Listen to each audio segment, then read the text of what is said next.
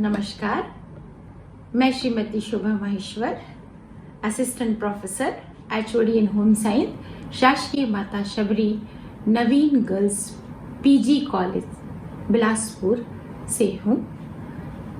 आज मैं BSc home science 3rd year की छात्राओं के लिए unit 3 group 4 paper A foundation of art and design के एक अध्याय या एक चैप्टर फैमिली हाउसिंग नीड्स पर चर्चा करूंगी। सबसे पहले हम लोग देखेंगे कि आवास, उसका परिचय और उसका अर्थ। मानव की मूलभूत आवश्यकताओं में सबसे अत्यंत महत्वपूर्ण आवश्यकता होती है आवास। प्रकृति का कोई भी प्राणी क्यों न हो, सभी अपने आवास में ही निवास करते हैं और आवास उनकी मूलभूत आवश्यकता होती है।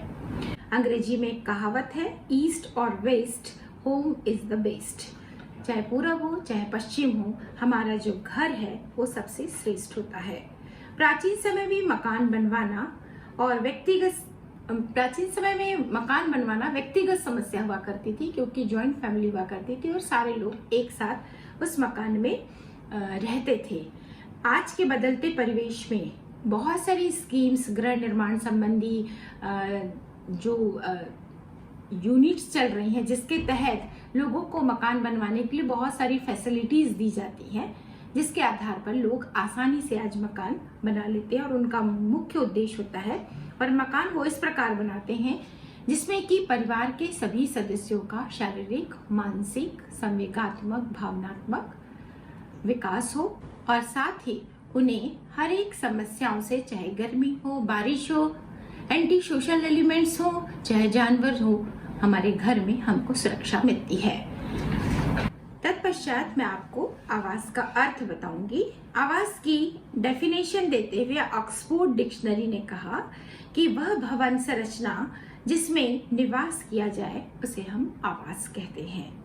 RS देशपांडे ने बताया कि आवास मानव समूह के लिए एक शरण है जिसमें दीवारें, फर्श, दरवाजे, खिड़कियां, छत आदि होते हैं। उपरोक्त परिभाषाओं के आधार पर हम ये कह सकते हैं कि वास्तव में मकान जो है या आवास जो है, उसमें एक निश्चित स्वरूप या एक संरचना होती है। दरवाजे, फर्श आदि होते हैं जिसमें व्यक्ति अपने परिवार सहित विकास और निवास करता है एवं अपना और अपने परिवार के सभी सदस्यों का सर्वांगीण या चहुमुखी विकास करता है। जैसा कि आपको मालूम है कि मकान जो है वो ईंट, पत्थर, गारों से निर्मित हमारे घर की एक बाहरी संरचना है। लेकिन घर, या जिसको अंग्रेजी में होम कहा जाता है, ये हमारे परिवार के सदस्यों को रहने से, उनके बीच एक बॉन्डिंग, एक भावनात्मक संबंध, उनका शारीरिक विकास, उनका मानसिक विकास, उनका संवेगात्मक विकास जो होता है, उसके आधार पर बनाया जाता है। घर में रहने वाले सभी सदस्य एक दूसरे के साथ भावनात्मक संबंधों से जुड़े रहते हैं। इसके बाद मैं अब आपको बताऊंगी कि घर और मकान में क्या अंतर है। घर एवं मकान में अंतर। घर सजीव सचेतन स्वरूप है, अर्थात यहाँ पर सभी क्रियाएं जो है वो परिवार के सदस्यों के लिए की जाती है, जबकि मकान जो है वो एक निर्जीव संरचना है, यानी ईंट, पत्थर, गारों, लकड़ी से बनी हुई हमारे घर की बाहरी संरचना। घर व्यक्ति एवं परिवार की मानसिक और भावनात्मक आवश्यकता है, और मकान जो है व्यक्ति एवं परिवार के लिए भौतिक आवश्यकता होती है। घर विवाह के बाद बनता है। दो अलग अलग परिवार से आए हुए, अलग अलग परिवेश से आए हुए व्यक्ति जब समाज के रीति रिवाजों के तहत विवाह में बनते हैं, तब वो अपना घर बनाते हैं, जबकि मकान कहीं भी किसी भी जगह पर लिया जा सकता है। नेक्स्ट इसमें आता है कि मकान में रहकर व्यक्ति घर का निर्माण करता है, जबकि मकान जो है वो छत, दरवाजे, दीवार आदि होते हैं। बिना मकान के घर की कल्पना नहीं की जा सकती, और मकान केवल आश्रय स्थल होता है जहां व्यक्ति रहता है। घर दो या दो से अधिक व्यक्ति के आपसी प्रेम, सहयोग, मित्रता आदि की भावना से बनता है, जबकि मकान में एक अकेला व्यक्ति भी निवास कर कर सकता है। घर में पारिवारिक जीवन के लिए एक वातावरण निर्मित किया जाता है, जबकि मकान किसी भी एक सुरक्षित स्थान पर लिया जा सकता है। घर को छोड़ने या परिवार में किसी का संबंध विच्छेद यदि हो जाता है तो घर को छोड़ने में दुख और शोक होता है, जबकि मकान को छोड़ने पर हमें कोई भी दुख और शोक नहीं होता है। परिवार के लिए आवास की आवश्यकता, need of housing for family. आवास मनुष्य की मूलभूत आवश्यकता है और प्रारंभ से ही लोग अपने परिवार की सुरक्षा की दृष्टि से मकान को बनवाते हैं। मकान में हमें सुरक्षा की प्राप्ति होती है। सदियों से मानव अपने मकान में जब निवास करता है तो उसे मतलब तीनों ऋतुओं से वहां पर सुरक्षा मिलती है। इसके अतिरिक्त उसे एंटी सोशल एलिमेंट से भी सुरक्षा की प्राप्ति होती है। दूसरा आता है इसमें स्थायित्व। सेकंड पॉइंट जो है स्थायित्व, स्थिरता जिसको बोलते हैं या स्टेबिलिटी जिसको बोलते हैं। मानव शुरू से घुमक्कड़ प्रवृत्ति का था। आदि मानव कहीं पर भी रहकर अपना जीवन यापन करता था। उसके पास पहनने ओढ़ने के लिए पत्तों के छाल के अतिरिक्त और कोई दूसरी सुविधा नहीं थी। लेकिन जब मनुष्य के मन में मनुष्य ने जन्म लिया और अपने स्थिरता को उसने स्वीकार किया तो उसे अपने मकान की आवश्यकता हुई। नेक्स्ट पॉइंट आता है अनुकूल वातावरण प्रदान करना, टू प्रोवाइड फेवरेबल एटमॉस्फियर। व्यक्ति परिवार के चहुमुखी विकास के लिए अपने परिवार में इस प्रकार से एक वातावरण निर्मित करता है जिससे परिवार के सभी सदस्यों का सर्वांगीण विकास होता है।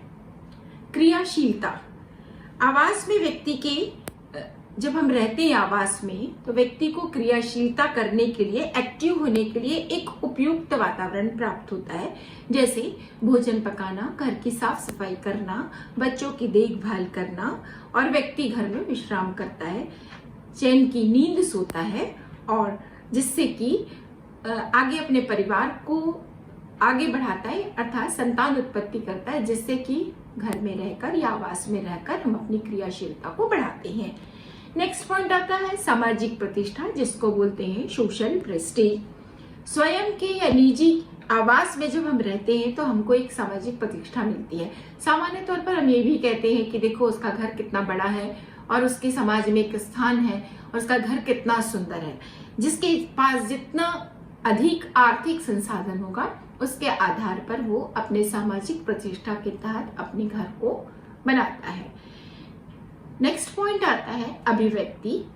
आत्मा अभिव्यक्ति मनुष्य में एक स्वाभाविक मनोवैज्ञानिक आवश्यकता है जिसकी पूर्ति हम आवास के माध्यम से करते हैं। आवास को देखकर इस बात का आसानी से पता लगाया जा सकता है कि इस आवास में निवास करने वाले व्यक्ति की रुचि क्या है। जैसे अगर हम किसी के घर जाते हैं तो वहां पर बहुत सारी किताबें एक शोकेस में सुसज्जित रहती है, तो हम आसानी से उस किताबों को देखकर कह सकते हैं कि इस घर में रहने वाले व्यक्ति की रुचि लिटरेचर में है। नेक्स्ट पॉइंट आता है मनोरंजन। यद्यपि आज के आधुनिक युग में मनोरंजन के बहुत सारे साधन हैं, टीवी है, मोबाइल है, गाने हैं और बहुत सारी चीजें हैं जिससे कि हम अपना मनोरंजन कर सकते हैं। जैसा कि आप सभी को मालूम है, पुराने समय में जब जॉइंट फैमिली हुआ करती थी उस समय हमारे पास मनोरंजन के कोई भी साधन नहीं थे।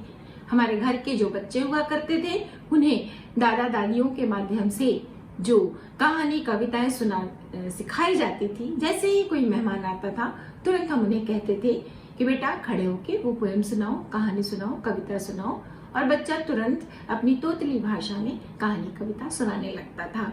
लेकिन आज हम अपने घर में मनोरंजन से संबंधित बहुत सारी एक्टिविटीज को कर सकते हैं। थिएटर बनवा सकते हैं, स्विमिंग पूल बना सकते हैं, टीवी है हमारे पास, लैपटॉप है हमारे पास और हम मनोरंजन अपने आवास में करते हैं। नेक्स्ट आता है विश्राम। जैसा कि आज सबको मालूम है कि एक पक्षी भी सुबह जब घर से निकलता है अपने दाना पानी के लिए शाम को लौटकर अपने घोंसले में ही आता है, उसी तरीके से हमारा घर हमारे लिए आत्मिक संतुष्टि, शांति प्रदान करने वाला सबसे बड़ा केंद्र है, जहां पर हम दिन भर के कार्यों को करने के पश्चात विश्राम के लिए अपने घर वापस आते हैं।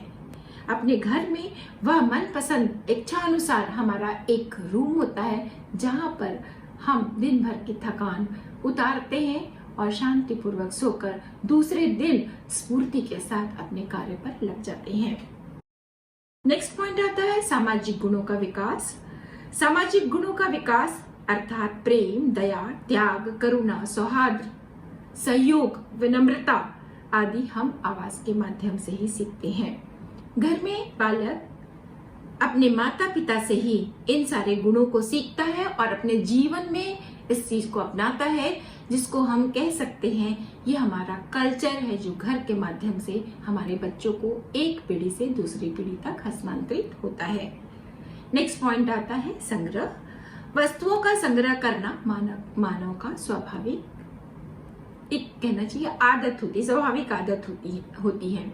जीवन रक्षक, आरामदायिता, विलासितापूर्ण जीवन, विलासितापूर्ण वस्तुओं का संग्रह करना, अनाज, दाल, मसाले, बर्तन, बिस्तर, कूलर, उपकरण, टेलीविजन, रेडियो आदि सारी चीजों को संग्रह करने के लिए हमारे घर में पर्याप्त स्थान होता है और हर एक कार्य को करने के लिए अलग अलग उप साधनों का उपयोग हम करते हैं। इसके अतिरिक्त एक स्टोर रूम होता है जहां पर हम इन सारी चीजों को संग्रह करते हैं।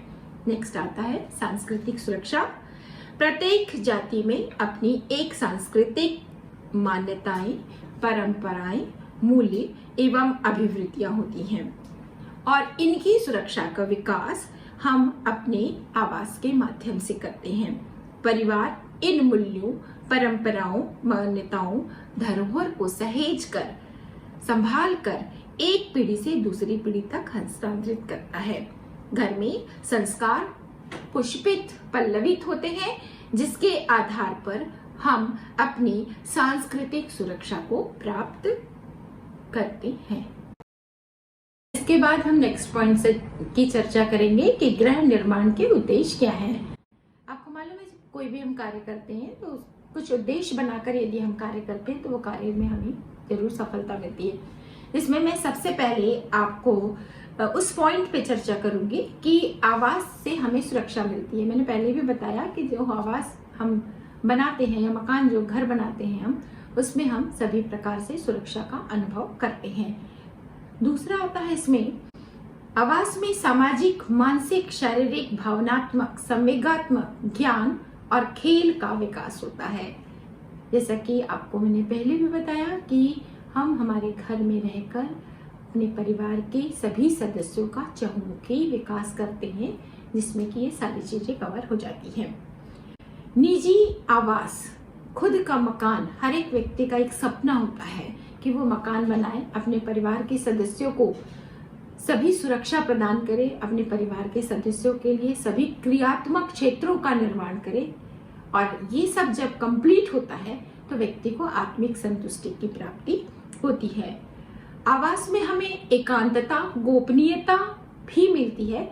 आपको मालूम होगा कि हम जितने भी कार्य करते हैं आवास में, वो सारे कार्यों को करने के लिए हमारे पास अलग अलग रूम की व्यवस्था होती है जहां पर कि हम उस कार्य को संपन्न करते हैं। जैसे बैठक व्यवस्था, खाने की व्यवस्था, खाना बनाने की व्यवस्था के लिए किचन, रात को सोने के लिए बेडरूम।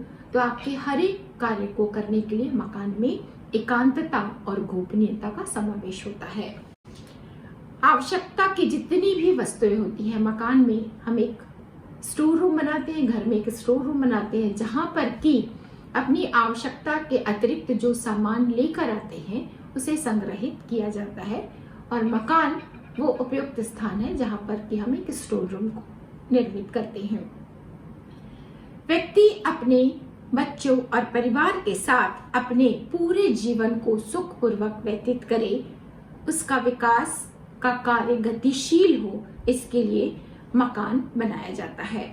मकान में हमें धूल, धुआं आदि से होने वाली बीमारियों से भी सुरक्षा प्राप्त होती है और आवास में हम विभिन्न प्रकार के जंगली जानवर, कीड़े मकोड़े, इन सारी चीजों से भी सुरक्षा को प्राप्त करते हैं। अब आप देख सकते हैं परिवार के लिए आवास की आवश्यकता मात्र एक नजर में ये व्हील दिखाई दे रहा है और इसके चारों तरफ गृह निर्माण के उद्देश्य आपको दिखाई देंगे, जिससे कि आप आसानी से इसे समझ सकते हैं। और मैं अब अपने लेक्चर को यहाँ पर समाप्त करती हूँ। धन्यवाद। Thank you so much.